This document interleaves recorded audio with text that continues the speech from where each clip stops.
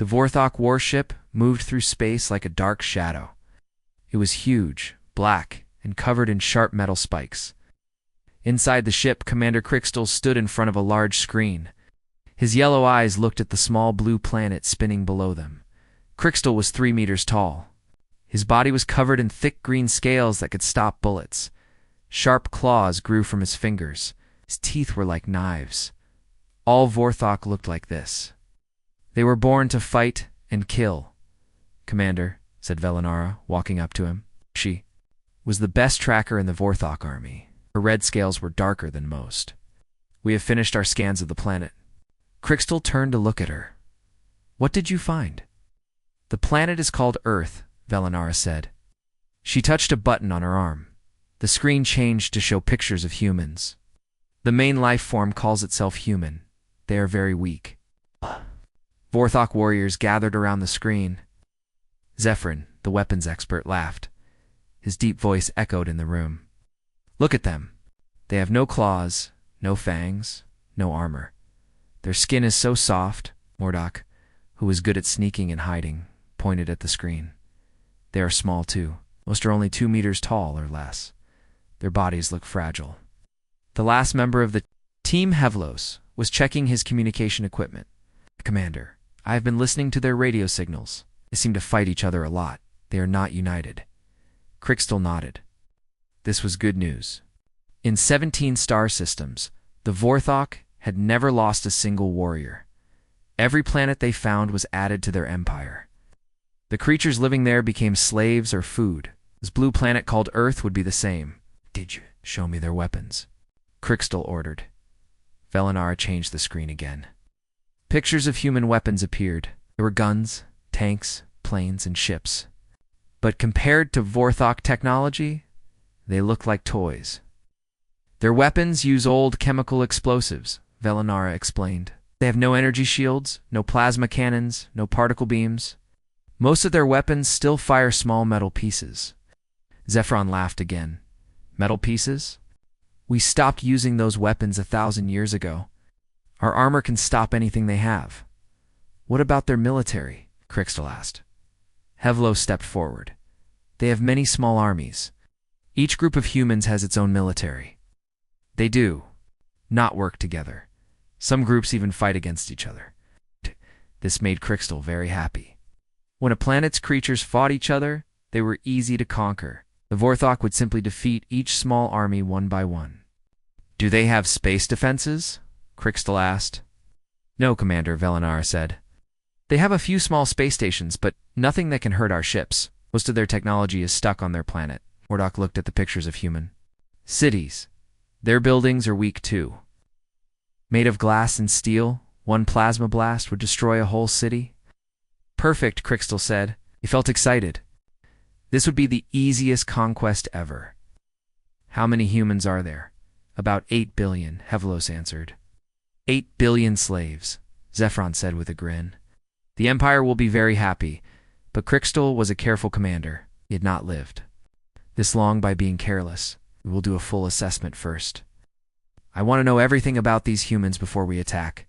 "Is that necessary, Commander?" Mordok asked. "They are so weak, we could conquer them today. Every species is dangerous until proven otherwise," Crixtal said firmly. "Ow. We will study them closely. Watch how they fight. Learn their weaknesses. Then we will strike." The team prepared for their mission. They put on their best armor and checked their weapons. Each warrior carried a plasma rifle that could melt through steel. Their armor had energy shields that could stop any human weapon. They also had cloaking devices that made them invisible. "Where will we land?" Velinara asked. Crixtal looked at the map of Earth. "Here," he said, pointing to a place with mountains and forests. "It is away from their big cities. We can observe them without being seen." The place was called Korea. It had many mountains and small villages, perfect for hiding and watching. The team got into their small scout ship. It was fast and hard to detect as they flew toward Earth. Crixtal thought about the conquest. After they studied the humans, the main Vorthok fleet would come. Thousands of warships would appear in Earth's sky. The humans would see them and know they were defeated. Some humans might fight back, but it would not matter. Warthog warriors were stronger, faster, and better armed. The conquest would take only days. The scout ship entered Earth's atmosphere. Crystal looked out the window at the blue sky and white clouds. It was actually a beautiful planet. The Empire would enjoy owning it. They flew over the ocean, then over land. Below them, Crystal could see human cities. The buildings were tall, but thin. They would fall down easily when attacked. There, Velinara said, pointing to a mountain area. That looks like a good place to land. The ship landed in a thick forest. Trees would hide them from human eyes. Crystal and his team stepped out of the ship. The air smelled different from their home planet. It was fresh and clean. Set up the observation post, Crystal ordered. I want to know everything about the humans in this area. The team worked quickly. They put up equipment to watch and listen. Soon they could see and hear everything happening in the valley below. There was a small human village down there. Crystal could see humans walking around, working, talking. They looked so peaceful and weak. Some were very small children, Hevlos explained. Others were old and moved slowly. This will be easy, Mordok said, watching the humans through his scope. But as Crystal watched, he noticed something strange. The humans moved with confidence. Even the old ones stood straight and walked with purpose. The young ones played games that looked like fighting training. Velinara, Crystal said, scan their bodies again. I want to know more about their physical abilities.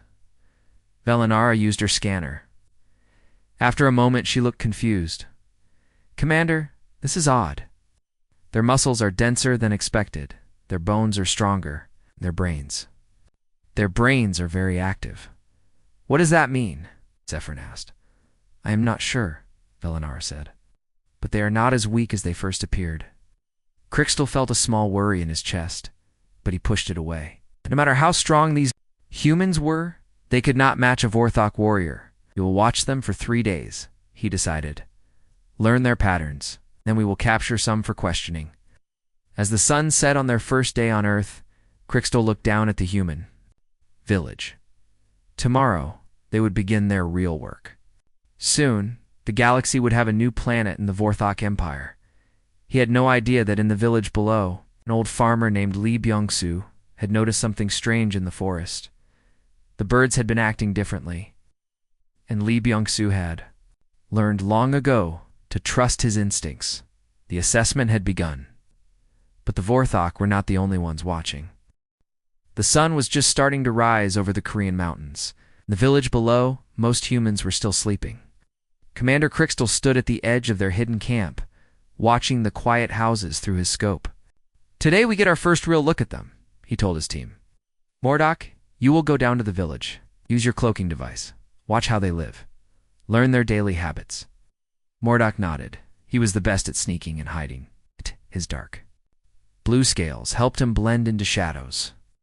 With his cloaking device, no human would see him. Be careful, Velinara warned. Even weak creatures can be dangerous if they are scared. Mordok laughed. These soft humans cannot hurt me. I will be back before the sun is high. He put on his cloaking device and disappeared. Only a slight shimmer in the air showed where he was walking. Mordok moved down the mountain like a ghost. The village was small and peaceful. There was an inn run by a man named Park Daeho. His daughter Park Soman helped him serve food to travelers. A local guide named Kim Tae-woo took people hiking in the mountains. Everything looked normal and safe. But in the fields outside the village, an old farmer named Li Byung-soo was already awake. He had been farming here for 50 years. He knew every sound, every smell, every feeling of his land.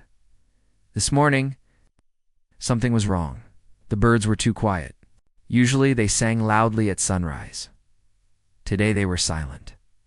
The air smelled different too. There was a strange metal smell that did not belong. Li Byung-soo had been a soldier when he was young. He had fought in a war long ago. This old soldier. Mind was telling him, danger is near. He stopped working and looked around carefully. The morning mist was still thick, but he could see the trees and rocks clearly. Everything looked normal. But his instincts said otherwise. Then he saw it. Small shimmer in the air near the village edge. It was moving wrong, too smooth, too quiet. Like something invisible was walking there. Li Byung-su did not hesitate. He dropped his farming tools and ran toward the village bell. This was the emergency signal. When the bell rang, everyone would know there was danger. The loud bell sound echoed through the valley. In the village, people woke up quickly, but they did not run around in panic like Mordok expected. Instead, they moved with purpose. Park Dae-ho came out of his inn, looked around calmly, then started moving heavy wooden boards to block his windows. He had done this before. Kim Tae-woo appeared from his house carrying a radio. He spoke quickly, into it calling someone. Within minutes, he was pointing other villagers toward the mountain paths. Even Park So-min, looked like a normal college student, began helping organize the younger villagers. She knew exactly what to do. Mordok watched in confusion. These humans were not acting like frightened prey. They were acting like ... soldiers. The shimmer of his cloaking device flickered. The device was not perfect. Li Byung-su's sharp eyes caught the movement again. There, the old farmer shouted, pointing right at Mordok. By the old oak tree? Mordok realized he had been seen. His mission was supposed to be secret. He had to get away fast, but the humans were already moving. Park Dae-ho called out orders. Kim Tae-woo led a group to block the mountain paths. Other villagers spread out in a wide circle. They were surrounding him. Mordok decided to fight his way out. He turned off his cloaking device and appeared fully.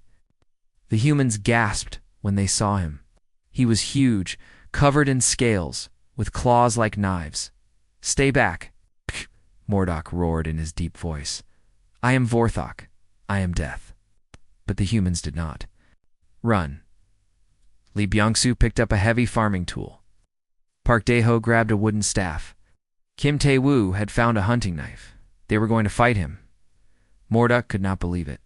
These weak creatures wanted to fight a Vorthok warrior, would show them their mistake. He jumped forward with his claws extended. His first strike hit Li Byung-su in the chest. The old farmer fell down, bleeding. But even as he fell, he swung his farming tool and hit Mordok's leg. The tool broke against Mordok's armor, but it slowed him down. Park Dae-ho struck from the side with his wooden staff. The staff broke too, but it gave Kim Tae-woo time to attack. More villagers joined the fight. They came from all directions. Some threw rocks. Others used farming tools. A few had old hunting weapons. Mordok fought like a demon. His claws cut through 2 more humans. His strength was incredible. But there were too many of them, and they kept coming. Then he heard a new sound. A car was coming fast down the mountain road. It was a police car. Officer Choi Min-ho jumped out. He was young but moved like a trained fighter. He had a gun and knew how to use it. Get back, Officer Choi shouted to the villagers. He aimed his gun at Mordok. Mordok laughed. Your metal bullets cannot hurt me, human. But when Officer Choi fired, his shots were not random. He aimed for the joints in Mordok's armor. The places where the scales were thinner, the bullets hit. Exactly where they needed to. Mordok felt pain for the first time in the battle. Green blood dripped from his wounds. Impossible, Mordok snarled, but he was getting weaker. The human weapons were actually hurting him. More cars arrived. More officers. Some were local police, but others wore different uniforms. Military uniforms. Kim Tae-woo was talking fast into his radio. We need medical help, and call the base. Tell them it's not human, the base. What base? Mordok realized. These humans had military organization. A real military officer Choi kept shooting. Each shot hit a weak spot in Mordok's armor. The young human had been trained to fight. Really trained. Mordok knew he had to escape or die. He used his last strength to jump high into the air. His powerful legs carried him over the humans' heads. He landed hard and ran toward the forest. Behind him, he could hear the humans organizing a chase. They were not giving up. As he ran up the mountain, Mordok felt fear for the first time in his life. These humans were not weak prey. They were something else. Something dangerous. He reached the hidden camp, bleeding and exhausted. Commander Crystal saw him and was shocked. What happened? Crystal demanded. The humans, Mordok gasped. They are not what we thought. They saw me. They fought me. They hurt me. Impossible, Zephron said. You are a Vorthok warrior. Ick. At me, Mordok showed his wounds. Their weapons work. Fighters are trained, and they are organized. When danger came, they all knew what to do. Crystal looked down at the village through his scope. More military vehicles were arriving. Humans in uniform were setting up equipment. They were not panicking. They were preparing. They are searching for us, Velanara said, checking her scanners. They know we are here. Crystal felt a cold fear in his chest. In 17 star systems, no species had ever heard of Vorthok warrior, but these humans had done it on their first try. We need to capture some of them, he decided, find out what they really are. But as he watched the valley, Crystal saw something that made his blood freeze. The humans were not just defending anymore, they were hunting, and they were coming up the mountain. The assessment had become a battle. The Vorthok were no longer sure they would win. Night fell over the Korean mountains. Commander Crystal watched the wounded Mordok rest in their hidden camp. The sight of injured Vorthok warrior made him angry and worried. How many humans attacked you? Crystal asked. 20, maybe 30. Mordok said weakly. They fought like they knew what they were doing, not like scared animals. Velanara was using her scanner to watch the village below. Commander, there are more humans now. Military trucks, soldiers, they are setting up a big search area. Crystal looked through his scope. The small, peaceful village was now full of armed humans. They had lights, radios, and weapons. They were organized like a real army. We need prisoners, Crystal decided. We must learn what these humans really are. Tonight, we take 3 of them. Which 3? Zephron asked. Was excited to fight after seeing Mordok's wounds. The innkeeper, Park Daeho, organized the village. Defense. The guide, Kim Tae-woo. He knows these mountains. And the young police officer, Choi Min-ho, he has military training. Hevlos was listening to human radio signals. Commander, they are talking about us. They call us unknown hostiles. They know we are not human, Good Crystal said. Means they will send their best fighters. We can study them better. The team prepared for battle. They checked their weapons and armor. Each warrior carried a plasma rifle that could melt steel. Their energy shields could stop bullets. They were ready? We strike at 0200 hours, Crystal ordered. 3 targets, 3 teams. Fast and quiet. But down in the village, the humans were not sleeping. Officer Choi Min-ho was talking to his commander on the radio. Sir, we need more support. Whatever attacked us today was not normal. It was 3 meters tall, covered in scales and very strong. Help is coming, the voice on the radio said. Military units are moving to your position. Hold until they arrive. Kim Tae-woo was checking the mountain trails with his flashlight. As a guide, he knew every path and cave in these mountains. He had noticed something strange. The birds are still quiet, he told Park Daeho. Usually they sing again at night, but not tonight. Something is keeping them scared. Park Daeho nodded. He was preparing his inn for another attack. My grandfather told me stories about the war. He said the most dangerous time is just before dawn. When the enemy thinks you are sleeping, they were right. At exactly 0200 hours, the Vorthok began their attack. Crystal moved toward the inn where Park Daeho was waiting. The building looked dark and quiet. It's perfect for a surprise attack. But when Crystal got close, he found the inn was not empty. Park Daeho was awake and ready. The windows were blocked with heavy wood. The doors were barricaded. Come out, human, Crystal called. You cannot hide from me. I am not hiding, Park Daeho answered from inside. I am waiting. Crystal used his plasma rifle to blast the door. The wood burned and broke. He stepped inside, expecting to find a scared human. Instead, he found a trap. Park Daeho had turned his inn into a fortress. Tables and chairs were stacked to make walls. Mirrors were placed to confuse attackers. Park Daeho had weapons hidden. Everywhere as Crystal entered, Park Daeho attacked from 3 different directions. He threw knives, shot arrows, and swung a heavy chain. He moved fast and knew exactly where to strike. Meanwhile, Velanara was hunting Kim Tae-woo in the mountains. Her enhanced senses could track any creature in the dark. But Kim Tae-woo was not running in fear. He was leading her somewhere. I can smell you, human, Velinara called. You cannot escape me in these mountains. I am not trying to escape. Kim Tae-woo answered from somewhere ahead. I am bringing you home. Home. What did that mean? Velinara followed his scent deeper into the mountains. But with each step, she felt more worried. The human was too calm, too confident. Then she realized the truth. Kim Tae-woo was not running. From her, he was leading her into a trap. She tried to go back, but it was too late. Kim Tae-woo had led her into a narrow canyon. The only way out was the way she came in. Welcome to my home, Kim Tae-woo said. He appeared on the rocks above her. I have been hiking these mountains for 20 years. I know every stone, every tree, every cave. Then the rocks began to fall. Kim Tae-woo had prepared a rock slide. Velinara tried to dodge, but there was nowhere to go. Heavy stones crashed down on her. Her armor protected her from being crushed, but she was trapped. And Kim Tae-woo was not alone. Other humans appeared on the canyon walls above her. They had weapons and were ready to fight. At the same time, Zephron was attacking Officer Choi Minho. This should have been easy.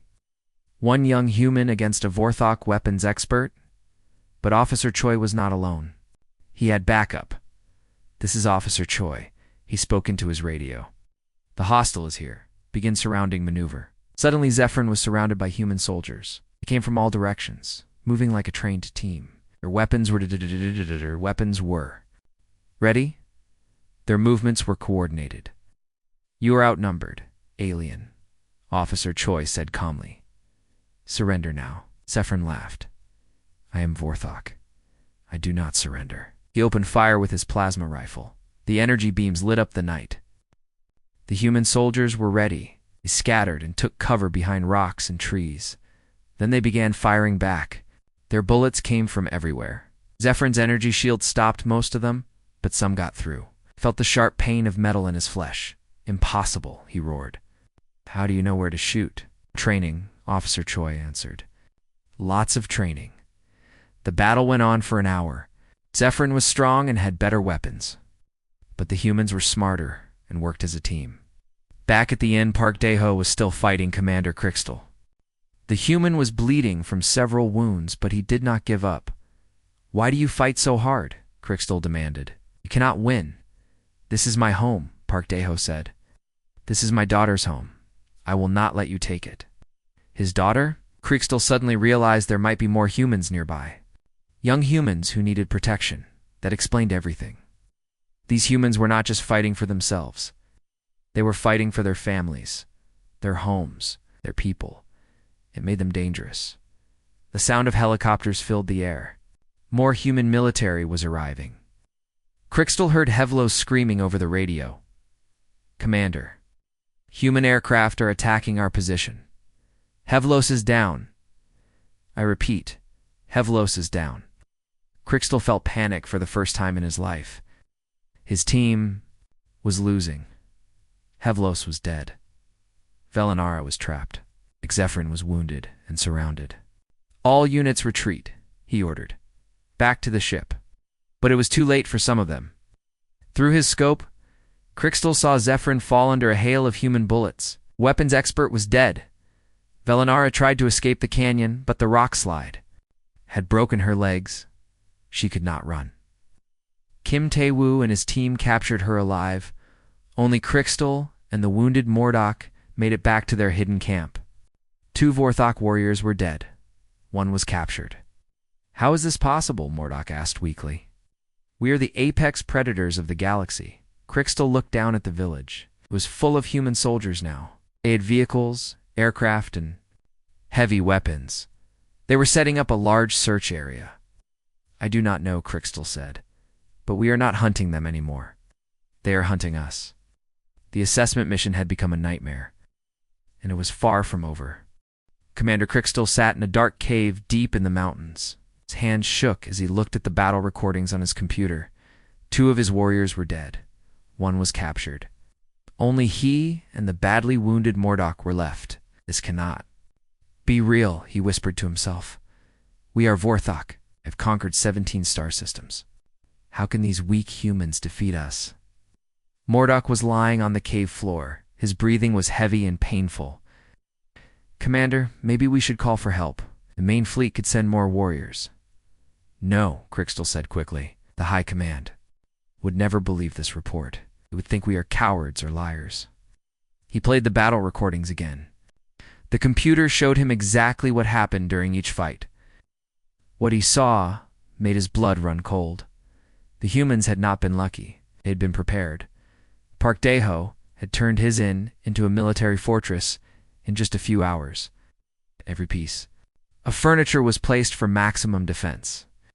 Every weapon was positioned for the best angle of attack. This was not panic. This was military planning. Kim Tae-woo had led Velinar into a perfect trap. He knew exactly which path to take, which rocks would fall, where his backup would be waiting. He had been thinking like a soldier, not a frightened civilian. Officer Choi Min-ho had coordinated with his team like an experienced military commander. His radio calls were calm and professional. His tactics were perfect.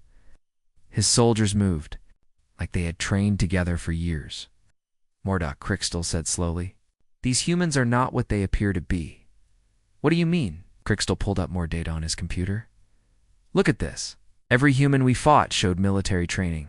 Even the old farmer who first spotted you. Even the innkeeper's daughter, who helped organize the defense." He found more recordings from their surveillance equipment. The computer had been watching and listening to the humans for days. "Listen to this," Crystal said. He played a conversation between Kim Tae-woo and Park Dae-ho. "My grandfather fought in the Korean War," Park Dae-ho was saying. "He taught me that every building can be a fortress if you know how to use it." "My father was in the military too," Kim Tae-woo replied. "He showed me how to use the mountains for defense." Every Korean learns this. Crystal felt a chill run down his spine. Every Korean learns this? What does that mean? He searched through more intercepted communications. What he found was terrifying. The humans were not just calling local police for help. They were calling something called the Republic of Korea Armed Forces. This was a huge military organization that covered their entire region, but it got worse. Officer Choi Min-ho had also contacted something called NATO and the United Nations. These seemed to be military alliances that covered the whole planet. "By the void," Crystal whispered. "Their entire species is militarized." More data came. Inhuman news broadcasts were talking about the incident in the Korean mountains, but they were not calling it an alien invasion. They were calling it a potential terrorist attack with unknown technology. This meant the humans had plans for this kind of situation. They had protocols. They had trained for fighting enemies. With advanced weapons, Crystal found recordings of human military leaders talking to each other, "Sir. The hostile technology appears to be energy-based weapons and some kind of advanced armor. Understood? Deploy the anti-armor units. And contact Dr. Yoon-gi Woo. We need her to analyze any recovered technology." "Roger that." "What about the captured hostile?" "Interrogation team is already on the way." Captured hostile, they had Velinara. And they were going to study her. Crystal felt panic rising in his chest. He accessed the computer's analysis of human technology. What he saw made everything worse. The humans' weapons were not primitive. They were optimized. Their guns were designed to penetrate armor at specific weak points. Their explosives were shaped to cause maximum damage. Their tactics were developed over thousands of years of constant warfare. "Mordok," Crystal said urgently. "We need to leave this planet." "Now what?" "Why? Because this entire species is a military force. Look at this data." Crystal showed him the computer screen. Every human nation has an army. Every human settlement has defense plans. Every human adult has some military training. The computer finished analyzing human history. The results were shocking.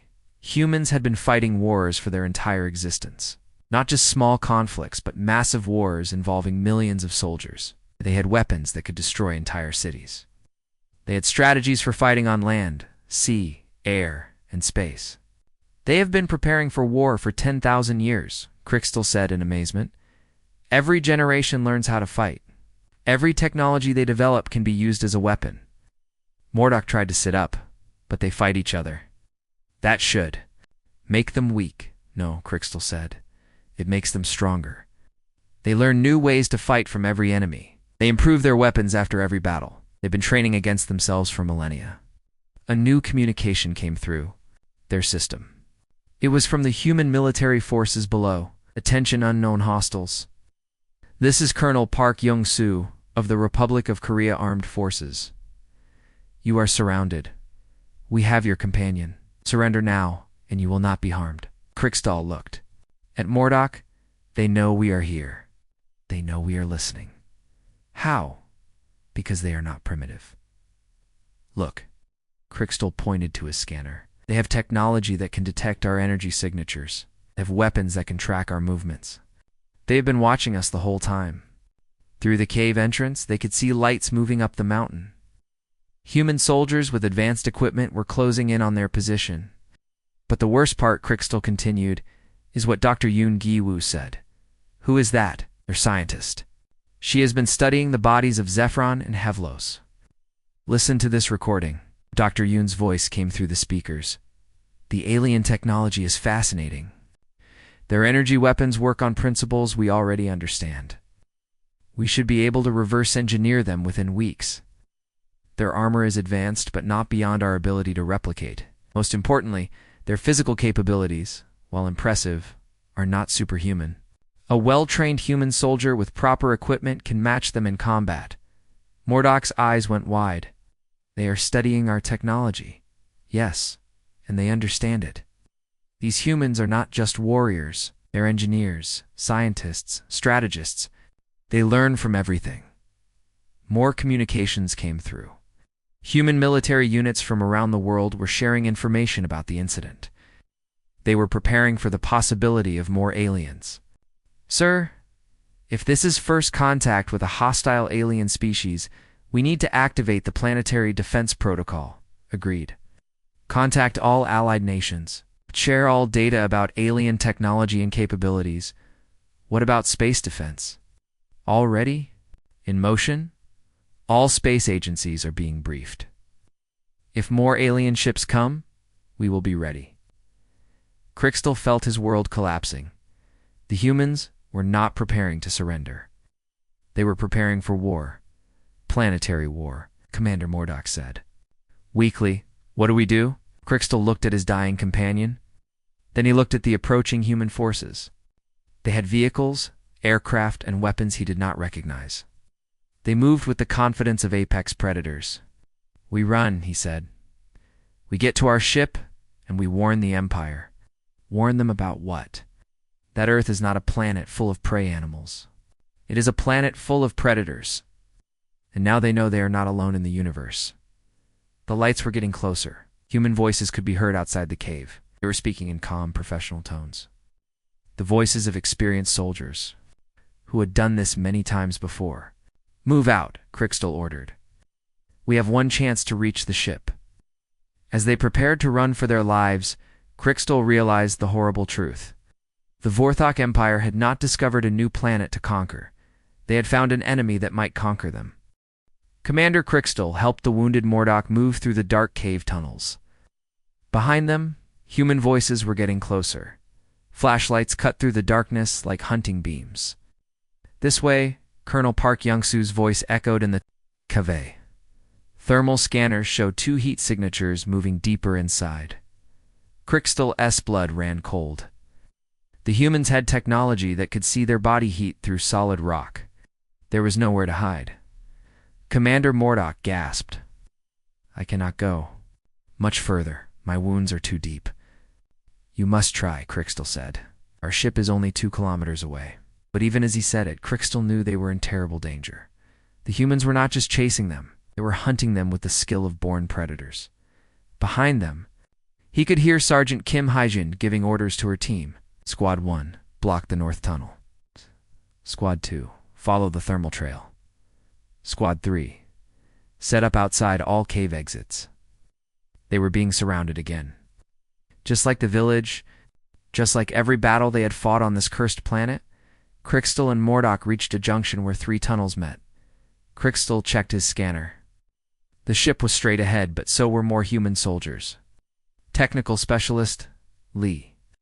Dongwu here. A voice crackled over human radios. I have successfully jammed their communication frequencies. They cannot call for help. Crystal tried his emergency transmitter. Nothing. The humans had cut off all contact with his ship's computer. How do they know our technology so well? Mordok asked weakly. Yes. They learned it, Crystal said bitterly. They studied our dead warriors. They are already using our own knowledge against us. They moved into the tunnel leading toward their ship. But after only 50 meters, Crystal heard something that made his heart stop. Human voices were coming from ahead of them. 2. Civilian volunteer Shinyu Nisio reporting. A woman's voice said, I have found the alien landing site. Sending coordinates now. Even the civilians were helping to hunt them.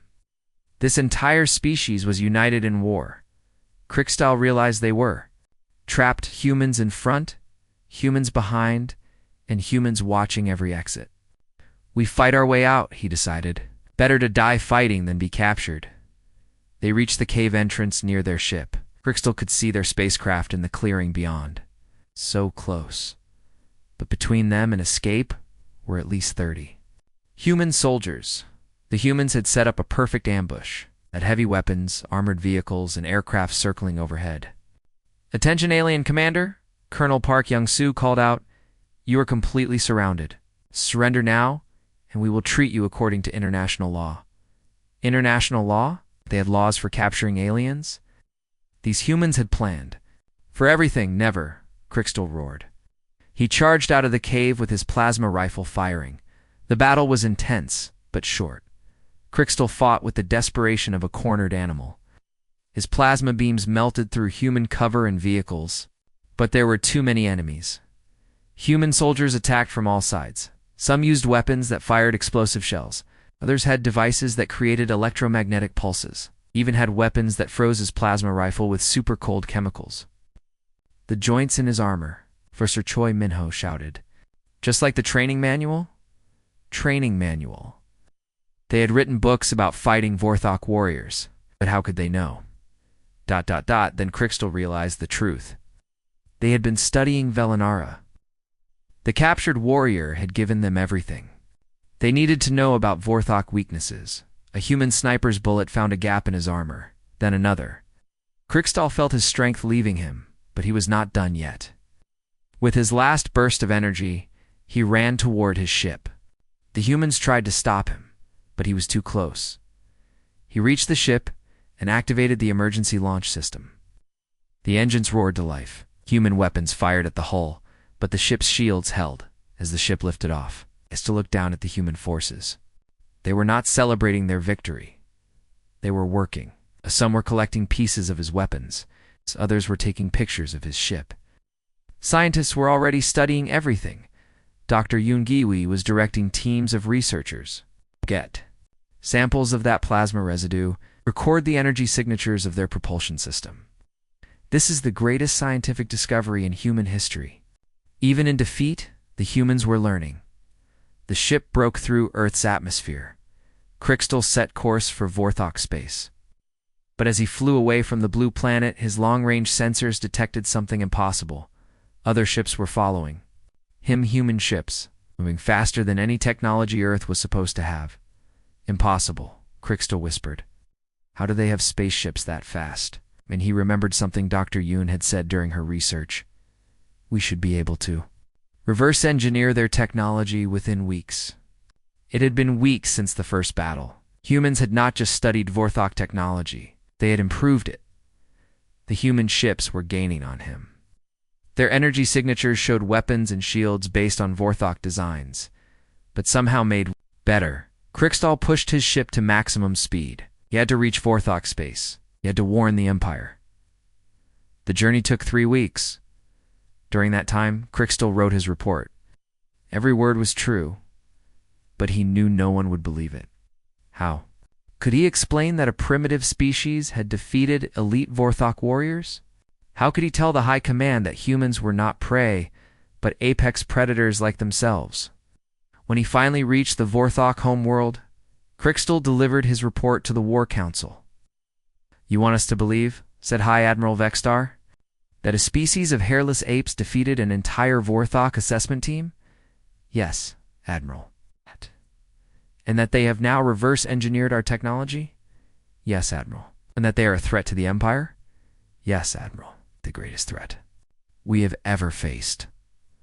The War Council laughed. High Admiral Vextar stood up. Commander Crystal, you are clearly suffering from combat stress. No species in the galaxy can match the Vorthok. Admiral, you must listen to me enough. You will be assigned to a medical facility for treatment. The conquest of Earth will proceed as planned. Crystal felt despair wash over him. They would not listen. The Empire would send its great fleet to Earth, expecting an easy victory. They would all die. 3 months later, the Vorthok invasion fleet appeared in Earth's solar system. 1,000 warships ready to conquer a defenseless planet, but Earth was not defenseless. Human ships met them at the edge of the solar system. Ships that moved like lightning and hit like thunder. Ships that used Vorthok technology better than the Vorthok themselves. The battle lasted 6 hours. When it was over, the mighty Vorthok fleet was destroyed. Only one ship escaped to bring news of the defeat back to Vorthok space, in his medical facility. Crystal heard the news and felt no satisfaction at being right. The age of Vorthok dominance was over. The age of humanity had begun. 6 months later, human ships appeared at the Vorthok homeworld. They carried an ambassador named Park Min-young and a simple message: "We come in peace. But we are prepared for war." The Vorthok Empire, for the first time in its history, surrendered without a fight. The galaxy had new apex predators, and they came from a small blue planet called Earth.